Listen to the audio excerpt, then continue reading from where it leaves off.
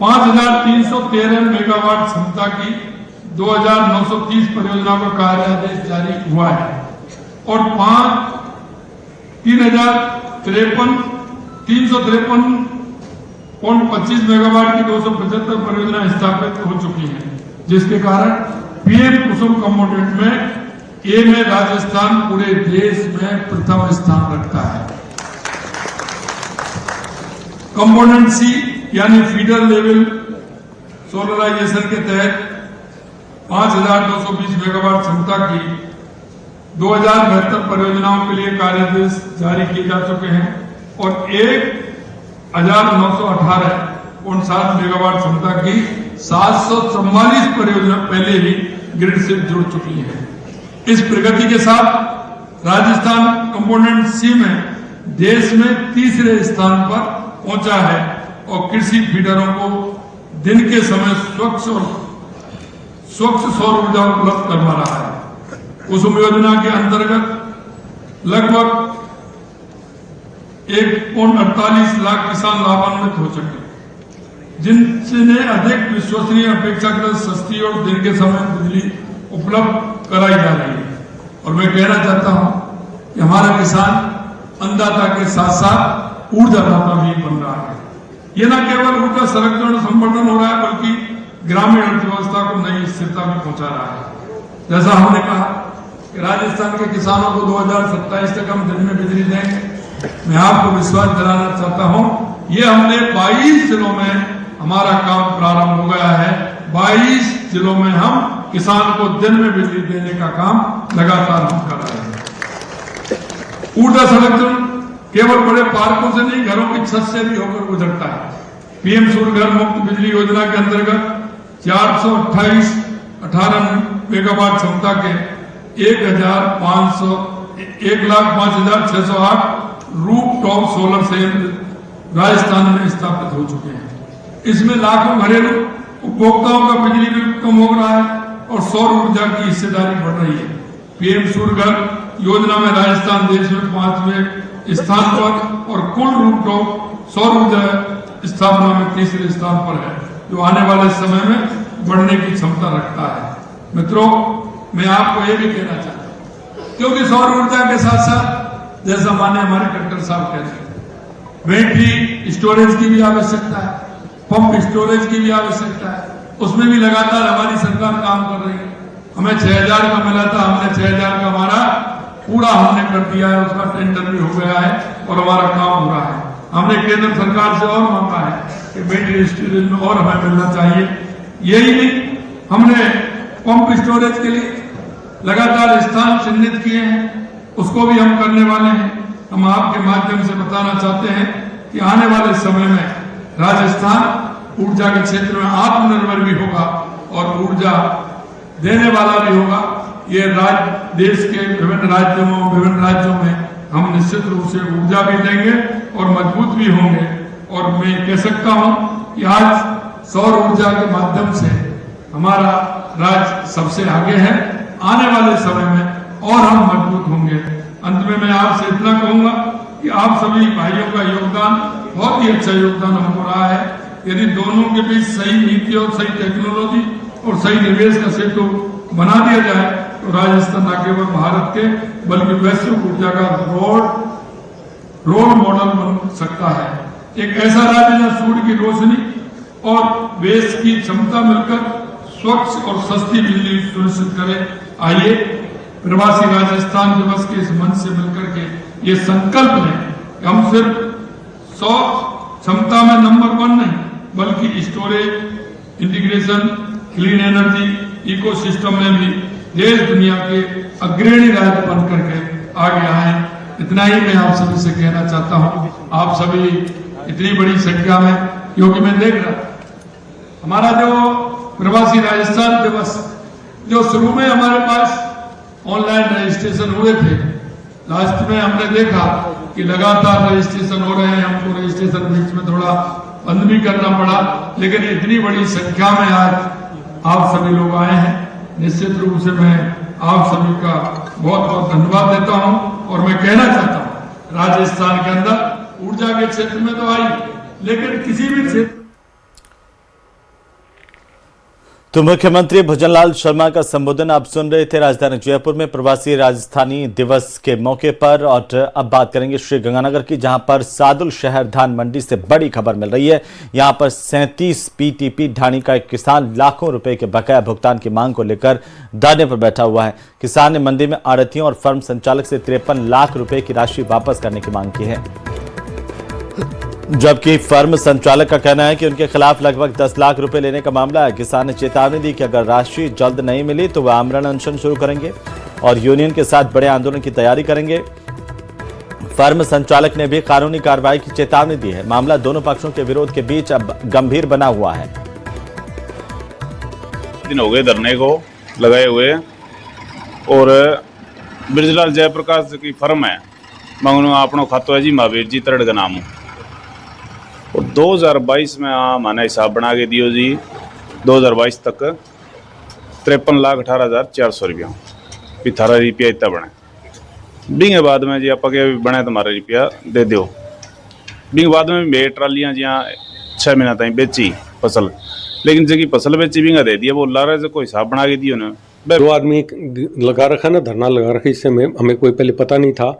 एक बार कृषि उपज मंडी समिति से हमें एक नोटिस मिला जिसके साथ उनका एक पत्र लगा हुआ था, तो उससे हमें पता चला कि वो 52 लाख कुछ हज़ार रुपये हमसे ले, जो भी संख्या वो पता लगा। तो कोई भी आदमी किसी को अगर अमानत राशि देता है तो ये नहीं देता है 52, 53, 148, 148, ऐसा कुछ नहीं होता है, या 50,000 लाख देता है या 55 लाख देता है या कोई सम संख्या में कोई किसी के पास अमानत राशि देता है। तो ये समझ में भी नहीं है 52-53 लाख जो भी बनाया उन्होंने कैसे बनाया। उधर डीग में जिला स्पेशल शोर से जारी है और खास बात यह रही कि आज परिषद की टीम पहले से ही संभावित विरोध को देखते हुए भारी पुलिस जाब्ते के साथ यहां पर कार्रवाई करने के लिए निकली।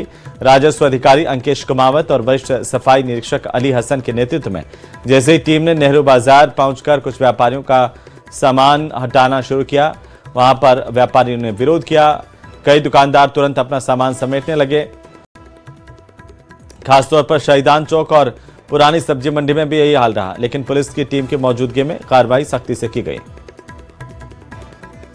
से लेकर 15 दिसंबर तक अतिक्रमण मुक्त करने के लिए शहर में अभियान चलाया जा रहा है। तो इसमें जो अस्थायी अतिक्रमी है, जो दुकानदार हैं, जैसे नेहरू बाजार हो गया, गांधी चौक हो गया, अपना दुकान की सीमा से बाहर जो सामान लगाते हैं उनके खिलाफ कार्रवाई की जा रही है। और उनका सामान, उनको पहले हिदायत दी गई थी कि आप अपना सामान अंदर रख लीजिए वरना हम इसको जब्त करके आपके खिलाफ कार्रवाई करेंगे। आज गांधी पार्क के पास सहा कुओं से शुरू हुए नेहरू बाजार, पुरानी सब्जी मंडी, शहीदान चौक, इनमें अतिक्रमण हटाया गया है। सामान जब्त भी किया गया है, वो अभी जब्त किया गया है। उसके बाद में देखेंगे आयुक्त महोदय क्या निर्देश देते हैं, उसके बाद में ठोस कार्रवाई की जाएगी, जुर्माना भी लिया जाएगा। और इसी बीच टोंक से बड़ी खबर आ रही है, जहां कलेक्ट्रेट सभागार में आज बिसलपुर बांध से नहरों में पानी छोड़े जाने को लेकर अहम बैठक हुई है। किसानों की लगातार मांग और बढ़ती सिंचाई जरूरतों को देखते हुए जिला कलेक्टर ने दाईं और बाईं दोनों नहरों में आज ही पानी छोड़ने का ऐलान किया है। बैठक में किसानों ने नहरों की सफाई, मरम्मत में भ्रष्टाचार का मुद्दा भी जोरदार ढंग से उठाया। किसानों का आरोप है कि करोड़ों रुपए खर्च होने के बावजूद विभागीय अधिकारियों और ठेकेदारों की मिलीभगत से पानी आखिरी छोर तक नहीं पहुंचता। आपको बता दें कि बिसलपुर सिंचाई परियोजना के तहत बांध का 8 टीएमसी पानी सिंचाई के लिए रिजर्व है। यही पानी 256 गांव की करीब 81,800 हेक्टेयर जमीन को सिंचाई देता है। करीब 750 किलोमीटर लंबी नहर प्रणाली के जरिए जिले के टोडाराय सिंह, उनियारा, देवली, टोंक तहसील के किसानों को पानी मिलेगा। बैठक में एडीएम सिंचाई विभाग के अधिकारी, बड़ी संख्या में किसान भी मौजूद रहे।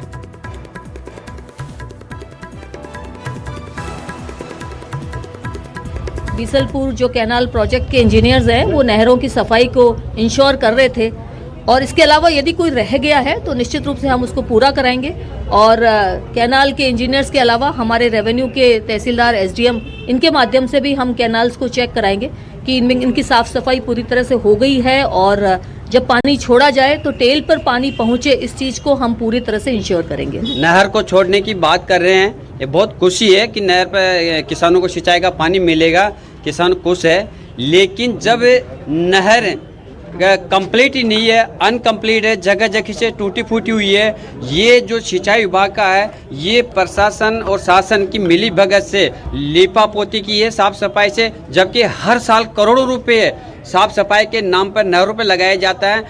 आज जल वितरण कमेटी की बैठक हुई है जिसमें डिसाइड किया है कि आज ही पानी छोड़ने का निर्णय लिया गया है और हमारी साफ़ सफाई की जो आवश्यक साफ़ सफाई है वो हमने करवा दी है। फिर भी हमने जो भी किसान आए हैं उनसे हमने नोट डाउन कर लिया है। और इसी बीच हनुमानगढ़ से बड़ी खबर, टिब्बे के राठीखेड़ा में एथेनॉल फैक्ट्री निर्माण मामले को लेकर किसानों ने टिब्बे में महापंचायत की और महापंचायत के बाद किसानों ने राठीखेड़ा की तरफ फैक्ट्री की तरफ कूच कर दिया है। तलवाड़ा मोड़ पर किसानों ने पुलिस बैरिकेडिंग उखाड़ दिए हैं। अधिकतर किसान खेतों से होते हुए फैक्ट्री की तरफ बढ़ रहे हैं। किसानों का फैक्ट्री पर धरना लगाने की योजना है, तैयारी है। एहतियातन यहां पर टिब्बी में इंटरनेट सेवाओं को पहले ही बंद कर दिया गया था, लेकिन फिर भी आज बड़ी संख्या में किसान महापंचायत में पहुंचे थे। आक्रोशित किसानों ने यहां पर एथेनॉल फैक्ट्री पर कूच करने का निर्णय किया। करीब 500 पुलिसकर्मियों का जाब्ता यहां पर तैनात किया गया, लेकिन हजारों की तादाद में किसान यहां पर मौजूद हैं जो अब एथेनॉल फैक्ट्री की तरफ कूच कर रहे हैं। रास्ते में पुलिस बैरिकेडिंग को किसानों ने उखाड़ फेंका। आक्रोशित किसान लंबे समय से प्रशासन से मांग कर रहे थे कि इस फैक्ट्री का काम रोका जाए, लेकिन प्रशासन ने उनकी बात नहीं सुनी। ज्यादा जानकारी के साथ राजू रामगढ़िया हमारे संवाददाता फोन लाइन पर। राजू, क्या अपडेट है? जी बिल्कुल, जो टिब्बी में आज किसानों ने महापंचायत की थी एथेनॉल फैक्ट्री निर्माण के खिलाफ, उसके बाद महापंचायत के में ये निर्णय लिया गया कि जो किसान है फैक्ट्री की तरफ कूच करेंगे और इसके बाद करीब 4000 की संख्या में जो किसान है उन्होंने राठीखेड़ा फैक्ट्री की तरफ कूच कर दिया। तलवाड़ा रोड पर जो कि पुलिस बैरिकेड्स भी लगे हुए थे, वहां किसानों ने पुलिस बैरिकेड्स भी उखाड़ दिए। किसानों के पास करीब 300 की संख्या में ट्रैक्टर भी हैं, अन्य साधन भी हैं और किसान जो है करीब 3 किलोमीटर चूंकि ये रास्ता है जहां से महापंचायत हुई और जहां फैक्ट्री निर्माण हो रहा है, तो किसान जो है 3 किलोमीटर का रास्ता तय करते हुए अभी फैक्ट्री पर पहुंचे हैं।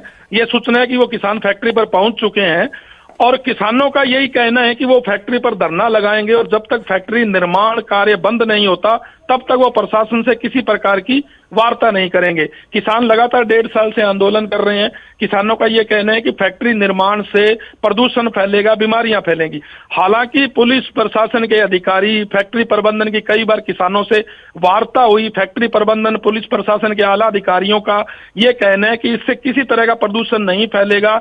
इस तरह की करीब 400 फैक्ट्रियां पूरे देश में लग रही हैं और पूरी तरह से मॉनिटरिंग रहती है। प्रदूषण नियंत्रण बोर्ड पूरी मॉनिटरिंग रखता है, किसी तरह का प्रदूषण भी नहीं फैलेगा। और दावा यह भी है प्रशासन और फैक्ट्री प्रबंधन का कि इससे करीब चूंकि 450 करोड़ की लागत से यह फैक्ट्री बन रही है, टिब्बी क्षेत्र में, हनुमानगढ़ जिले में रोजगार के काफी अवसर जो है यहाँ के स्थानीय लोगों को मिलेंगे। मगर किसान एक ही बात पर अड़े हुए हैं कि प्रदूषण फैलेगा और हम किसी कीमत पर फैक्ट्री नहीं लगने देंगे। फिलहाल जो है टिब्बी के बाजार भी बंद है, एहतियात के तौर पर इंटरनेट भी बंद है। 18 नवंबर से धारा 163 भी लागू की हुई है और 500 पुलिस कर्मियों सहित भारी पुलिस जाब्ता, पुलिस प्रशासन के आला अधिकारी और 4 मजिस्ट्रेट टिब्बी में तैनात किए हुए हैं। जी बिल्कुल, ये एक्सक्लूसिव तस्वीरें हम अपने दर्शकों को दिखा रहे हैं। किसानों का कूच एथेनॉल फैक्ट्री की तरफ, राजू, और अब स्थितियां जो है वो बेकाबू यहां पर होती हुई नजर आई हैं, क्योंकि जो बैरिकेडिंग की गई थी वो बैरिकेडिंग किसानों ने उखाड़ फेंकी। जी बिल्कुल, किसानों ने महापंचायत से जब राठीखेड़ा फैक्ट्री की तरफ कूच किया तो रास्ते में पुलिस बैरिकेड्स लगे हुए थे। जो तलवाड़ा रोड यानी कि जो एलनाबाद हरियाणा की तरफ रोड जाती है, उसी रास्ते पर आगे राठीखेड़ा गांव एक साइड में, वहां पुलिस बैरिकेड्स लगे थे। क्योंकि किसानों की संख्या बहुत ज्यादा थी और पुलिस के जो कर्मचारी हैं वो कम संख्या में थे, तो ज्यादा जो है पुलिस इनका विरोध भी नहीं कर सकी। किसानों ने तुरंत ही बैरिकेड्स उखाड़ दी और अधिकतर किसान है वो सड़क की बजाय खेतों के रास्ते से फैक्ट्री की तरफ बढ़े हैं, क्योंकि ये पूरा इलाका है, चारों तरफ खेती है, कृषि भूमि है। तो किसान जो है वो खेतों के माध्यम से, अधिकतर किसान तो खेतों के माध्यम से ही जो है फैक्ट्री की तरफ बढ़े हैं। कुछ किसानों ने बैरिकेड्स तोड़े हैं, वो रोड की तरफ से आगे बढ़े हैं। आगे भी पुलिस जाब्ता तैनात था, मगर कहीं भी पुलिस के कोई भी प्रयास कामयाब नहीं और किसान जो अंततः राठीखेड़ा इकट्ठा हुए हैं। बैरिकेडिंग तोड़कर फैक्ट्री की तरफ हजारों किसानों का जत्था बढ़ चला है। इस महापंचायत के बाद करीब 4000 किसानों ने कूच किया है। लंबे समय से ये तमाम जो ग्रामीण हैं, वो किसान हैं, वो एथेनॉल फैक्ट्री के खिलाफ आवाज बुलंद कर रहे हैं। इस फैक्ट्री को यहां पर नहीं लगाने की मांग कर रहे हैं, लेकिन अब आखिरकार महापंचायत के बाद यहां का आक्रोश जो है वो फूट पड़ा है। सैकड़ों ट्रैक्टर लेकर के किसान फैक्ट्री की तरफ बढ़ रहे हैं। किसानों को रोकने के लिए पुलिस जाब्ता पूरी तरह से नाकाम दिखाई दिया। जिला प्रशासन ने इंटरनेट को भी एहतियातन बंद कर रखा है।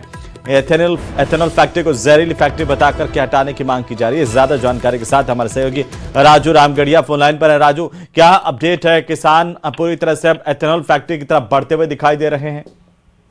जी बिल्कुल, आज जो किसानों ने टिब्बी में महापंचायत बुलाई थी और महापंचायत में जो किसानों की ये संघर्ष समिति है उसने ये निर्णय लिया है कि अभी जो है किसान फैक्ट्री की तरफ कूच करेंगे। इसके बाद में करीब 3-4 हजार की संख्या में जो किसान है वो राठीखेड़ा, जो कि करीब 3 किलोमीटर है टिब्बी से जहां महापंचायत हुई थी, वहां की तरफ किसानों ने कूच कर लिया है और भारी संख्या में ट्रैक्टर भी किसानों के पास है। हालांकि पुलिस बैरिकेड्स रास्ते में लगे थे, पुलिस ने रोकने का भी प्रयास किया, मगर चूंकि किसानों की संख्या ज्यादा थी, किसानों ने पुलिस बैरिकेड्स भी तोड़ दिए और अधिकतर किसान खेतों के रास्ते से होते हुए फैक्ट्री की तरफ बढ़ रहे हैं। फिलहाल जो है करीब 1.5 किलोमीटर लंबी लाइन किसानों की लगी हुई है। पुलिस प्रशासन का जाब्ता फैक्ट्री के पास भी मौजूद है और जो जानकारी है वो ये है कि किसानों का कहना है कि हम फैक्ट्री पर जाकर वहां धरना लगाएंगे और किसानों की यही मांग है कि फैक्ट्री का निर्माण कार्य बंद किया जाए। वहीं पुलिस प्रशासन के आला अधिकारी मौके पर मौजूद है, पूरी तरह से चौकस है और फैक्ट्री स्थल पर भी जो है अभी किसान पहुंचे नहीं, वहां भी जो है पुलिस जाब्ता पूरी तरह से अलर्ट मोड पर है। जी, क्या कुछ कहना है प्रशासन का? कोई बातचीत किसानों से हो पा रही है, उनकी कमेटी से हो पा रही है? जी, जो जिला कलेक्टर या एसडीएम टिब्बी है, इनके द्वारा कई बार किसानों से वार्ताएं हुई हैं और मगर हर बार किसानों की यही मांग रही है कि फैक्ट्री किसी कीमत पर नहीं लगने देंगे, इससे प्रदूषण फैलेगा। हालांकि जो फैक्ट्री प्रबंधन भी इस वार्ता में शामिल रहा, वार्ता में फैक्ट्री प्रबंधन, जिला कलेक्टर, एसडीएम सहित तमाम जो आला अधिकारी हैं, उन्होंने उनका किसानों को बार बार यही समझाइश है कि किसी तरह का प्रदूषण नहीं फैलेगा। प्रशासन का यह कहना है कि इस तरह की 400 फैक्ट्रियां देश में लग रही हैं, करीब 35 फैक्ट्रियां राजस्थान में लग रही हैं, कहीं आंदोलन नहीं हो रहा, पूरी मॉनिटरिंग रहेगी, किसी तरह का प्रदूषण नहीं फैलेगा और इससे जो है करीब चूंकि 450 करोड़ रुपए की लागत से ये फैक्ट्री लग रही है, तो प्रशासन का दावा है इससे स्थानीय स्तर पर बहुत बड़ा रोजगार लोगों को मिलेगा। मगर किसान एक ही बात पर अड़े हुए हैं कि प्रदूषण फैलेगा और किसी कीमत पर हम फैक्ट्री नहीं लगने देंगे। जी, तो अब आखिरकार कोई और बातचीत आगे बढ़ नहीं रही है और ऐसे में आक्रोशित किसान हैं, उनका क्या कहना है? जी बिल्कुल, किसानों का तो महापंचायत में भी किसानों ने स्पष्ट ऐलान कर दिया था कि हम प्रशासन से तभी वार्ता करेंगे जब फैक्ट्री का निर्माण कार्य बंद होगा और उसके बाद जिला कलेक्टर यहां आकर घोषणा करेंगे कि निर्माण कार्य बंद कर दिया गया है। मगर ऐसी चूंकि कोई घोषणा नहीं हुई, इसके बाद किसानों ने अब फैक्ट्री की तरफ कूच कर दिया है। भारी संख्या में किसान फैक्ट्री की तरफ बढ़ रहे हैं। एहतियातन जो है इंटरनेट तो बंद है ही, मगर पुलिस जाब्ता भी है जो जगह जगह पर तैनात है। अभी भी किसानों से समझाइश का प्रयास जो है प्रशासन द्वारा, पुलिस द्वारा किया जा रहा है, मगर किसान जो है फिलहाल फैक्ट्री की तरफ कूच कर रहे हैं। जी, तो कितनी दूर है यहाँ से जहाँ पर टिब्बी में महापंचायत हुई है राजू, फैक्ट्री की लोकेशन, और किस रास्ते से किसान आगे बढ़ रहे हैं? जी, टिब्बी में जहां महापंचायत हुई थी, एसडीएम कार्यालय के सामने टिब्बी में महापंचायत हुई थी और फैक्ट्री यहां से करीब 3 किलोमीटर दूर राठीखेड़ा जो गांव है वहां पर एक चक में लगाई जा रही है और हनुमानगढ़ से टिब्बी से जो एलनाबाद का रास्ता, हरियाणा को जो रास्ता जाता है, उस रास्ते पर आगे जाके गांव के अंदर फैक्ट्री है। करीब 3 किलोमीटर का ये रास्ता है और 1.5 किलोमीटर करीब तो लाइन ही लगी हुई है किसानों की और किसान जो है अभी करीब 15 या 20 मिनट के अंदर अंदर फैक्ट्री स्थल पर पहुंच जाएंगे। जी, तो करीब कितनी तादाद में किसान हैं और उनको रोकने के लिए क्या पुलिस जाब्ता पर्याप्त लगाया गया वहां पर? पुलिस ने हालांकि 500 के करीब पुलिसकर्मी लगाए गए थे, 4 मजिस्ट्रेट तैनात हैं, कई थानों के थानाधिकारी तैनात हैं, डीएसपी, एडिशनल एसपी सहित भारी पुलिस जाब्ता तैनात है। मगर चूंकि किसानों की संख्या जो है 4000 से ज्यादा है इस समय जो किसान कूच कर रहे हैं, तो ऐसे में पुलिस जाब्ता पर्याप्त नहीं है, क्योंकि पुलिस जाब्ते में 500 या 600 पुलिसकर्मी ही हैं और किसानों की संख्या ज्यादा है। और दूसरी तरफ जो है कि इतना भारी जो किसान जो वहां कूच कर रहे थे, इसको लेकर पुलिस ने भी कोई ज्यादा विरोध नहीं किया। एक बार समझाइश के प्रयास किए, मगर अचानक किसानों ने बैरिकेड्स ही उखाड़ दिए, तो इसके बाद जो है अधिकतर किसान खेतों के रास्ते से भी फैक्ट्री की तरफ बढ़ रहे हैं। बिल्कुल राजू, तो नजर बनाए रखिए, अपडेट हम आपसे लेते रहेंगे। बहरहाल बहुत शुक्रिया। तमाम जानकारी विभागों को डॉग स्क्वाड और सुरक्षा यंत्रों के माध्यम से चेक किया गया, साथ ही दरगाह को भी खाली करवा करके उसमें चेकिंग अभियान चलाया गया है। सुरक्षा के कड़े इंतजाम किए गए हैं। आगामी 17 दिसंबर को उर्स मेले की शुरुआत होने जा रही है। इससे पहले इस तरह के मेल चिंता का विषय बने हुए हैं।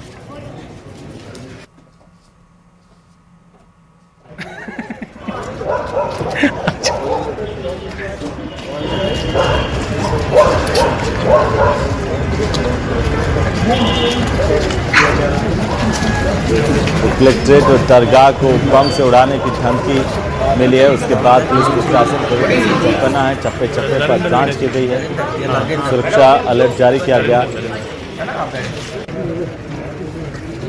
पूरा दफ्तर खाली करवा करके उसकी जांच की गई है। लेकिन बार बार इस तरह के जो मेल है वो कहीं न कहीं परेशानी का सबब बने हुए हैं पुलिस प्रशासन के लिए भी।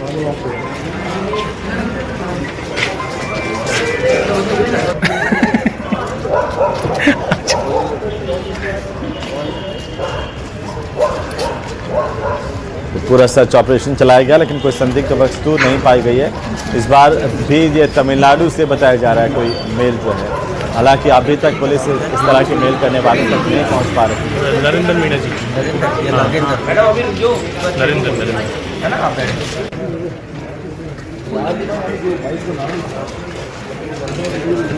प्रदेश में जगह जगह इस तरह के जो धमकीबाज है उन्होंने तांडव मचा रखा है और इस बार जिला प्रशासन को मेल भेज करके धमकी दी गई है। और इसी बीच अजमेर से बड़ी खबर, जहां दरगाह में शिव मंदिर होने का दावा, मामले को लेकर जिला कोर्ट में आज ऑर्डर को रिजर्व रख दिया गया है। नई तारीख आने के बाद मामले में अगली सुनवाई होगी। संवैधानिक पदों पर रहते चादर चढ़ाने पर रोक की मांग की गई है। परिवादी हिंदू सेवा के राष्ट्रीय अध्यक्ष की याचिका पर सुनवाई की गई। अजमेर से बड़ी खबर।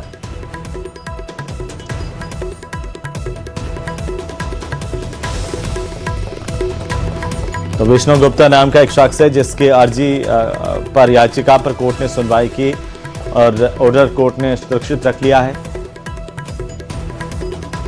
जिला कोर्ट की तरफ से आज अपना जो आदेश है उसको सुरक्षित रखा गया है।